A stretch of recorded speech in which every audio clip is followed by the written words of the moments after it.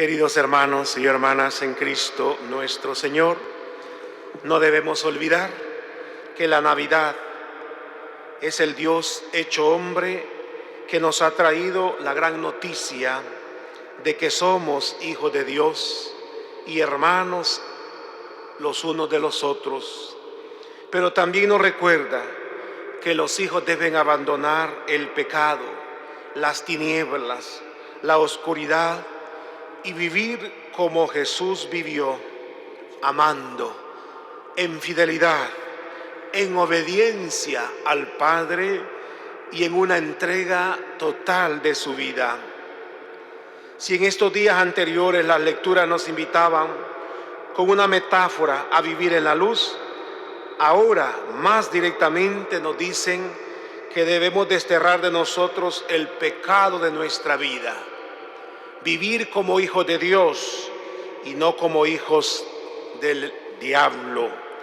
Vivir como hijos significa guardar su palabra, vivir sus mandamientos en la práctica de cada día, viviendo en el amor y practicando la justicia. En eso se distinguen los hijos de Dios, en que guardan su palabra, sin engaños, sin doblez, sin mentiras. El Dios de infinita bondad disipó las tinieblas del mundo con la encarnación de su Hijo, nos ha dicho la carta de Juan.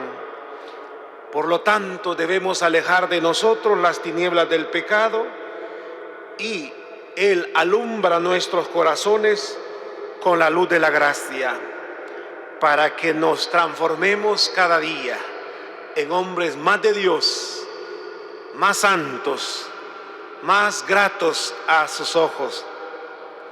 Y en el Evangelio se nos presenta un dinamismo interesante: fijar la mirada en Jesús. Juan fijó la mirada en Jesús e hizo que los discípulos que lo seguían pusieran también la mirada en Jesús. Y al poner la mirada en Jesús, lo señala, lo indica como el Cordero de Dios. Pero también esa mirada es de doble vía. Dice que Jesús fijó la mirada en Simón Pedro y le dijo: tú eres Kefas, Pedro, piedra, roca. Esa mirada, cuando dos miradas se cruzan, ya hay una comunicación efectiva y afectiva con solo la mirada. Poner la mirada en Jesús. Cuando nosotros ponemos la mirada en Él, no nos vamos a desviar, vamos a seguirlo por el camino. Y ese es el otro paso. No solo hay que mirar a Jesús, no solo hay que contemplarlo como el Cordero de Dios, como el Mesías, como el ungido, sino que hay que escucharlo. Andrés y el otro discípulo escuchan a Jesús que le dice: ¿qué buscan? ¿Qué buscan? Claro, porque Jesús quiere saber qué es lo que queremos en nuestra vida, qué queremos de nuestra vida, qué buscamos en nuestra vida. ¿Intereses particulares, egocéntricos, actos referenciales? ¿O de verdad lo buscamos a Él? Buscamos la salvación, buscamos el perdón, buscamos la santidad, buscamos configurarnos con Él. ¿Qué buscan? Es el diálogo. Después de la mirada viene el diálogo. Y ellos solo le dicen: Maestro, ¿dónde vives? Claro, no hay duda que hay que tener referencia de dónde vive Jesús. Pero Jesús vive en el corazón, Jesús vive en la humanidad, Jesús vive entre nosotros y hay que descubrirlo. Nos decía ayer, ¿verdad? Permanecer en Él, reconocerlo y vivir con Él. Porque Él no nos va a dar una dirección como ahora: mándeme la dirección, la ubicación con el GPS. El GPS es la palabra. Ahí nos va a llevar quién es Jesús, dónde vive Jesús, dónde quiere morar Dios. vengan y lo verán. Esa es la invitación, vengan y lo verán. Ahí está el otro paso, la invitación a seguirlo.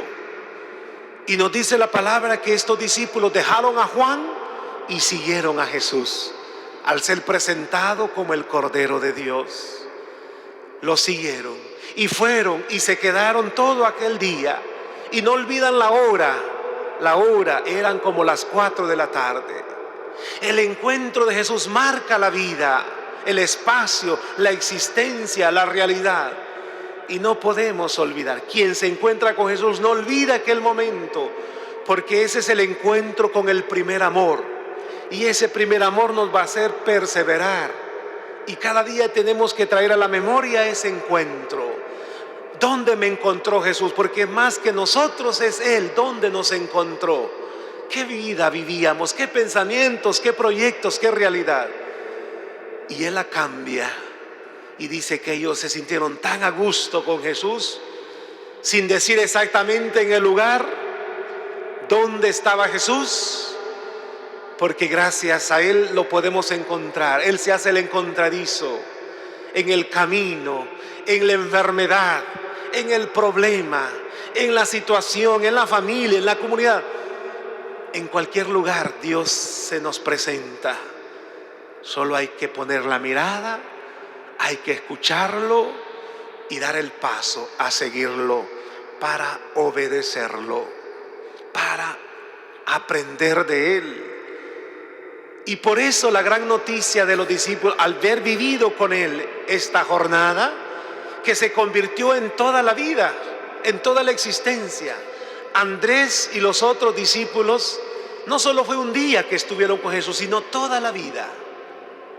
Porque al final eso es, donde vives, Él quiere vivir en ti, en mí y en ti. Él quiere morar en el corazón.